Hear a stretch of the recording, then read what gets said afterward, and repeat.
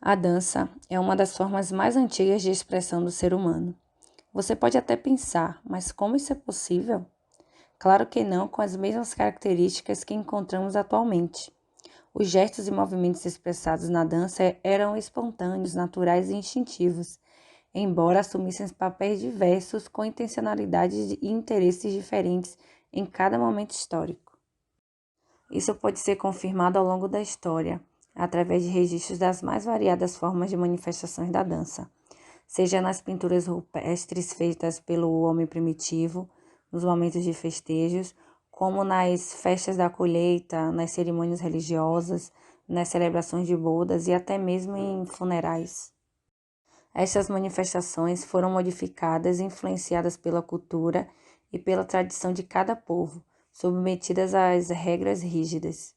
Devido a isso, as danças assumiram características mais formais, utilizando-se da técnica desde a sua formação em pares, círculos, colunas, entre outras formas, e aumentaram a preocupação com a estética dos gestos.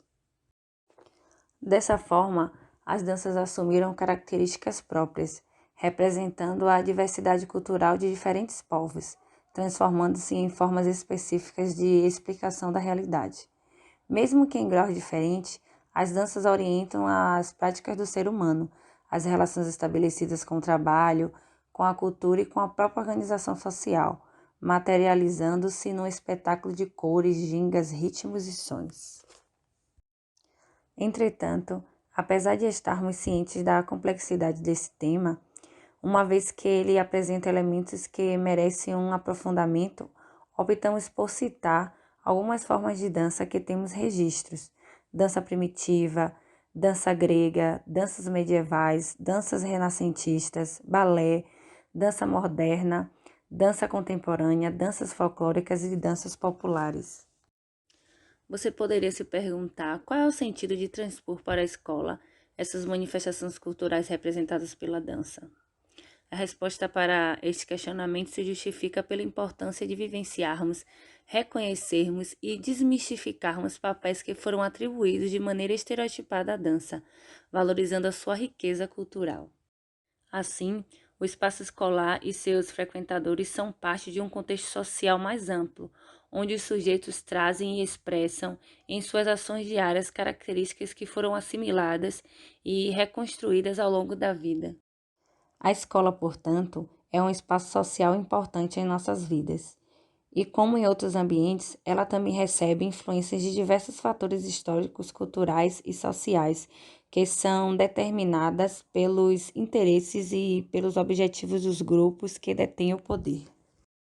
É também no espaço escolar que construímos e escrevemos a nossa história de vida, a nossa individualidade e nossas relações sociais.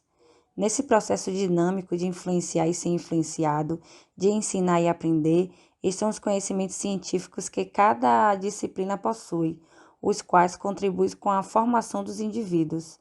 Dessa forma, uma das disciplinas integrantes do currículo escolar é a educação física, a qual se propõe a pensar a dança, um de seus conteúdos estruturantes, sobre múltiplos olhares. Desse modo, é importante vivenciar no ambiente escolar as mais diversas possibilidades de expressão corporal, desde as formas mais simples, espontâneas ou livres, até as mais elaboradas e formalizadas. Sendo assim, propõe-se trabalhar com a dança como um meio para reconhecer e compreender o universo simbólico que ela representa, utilizando o corpo como suporte da comunicação.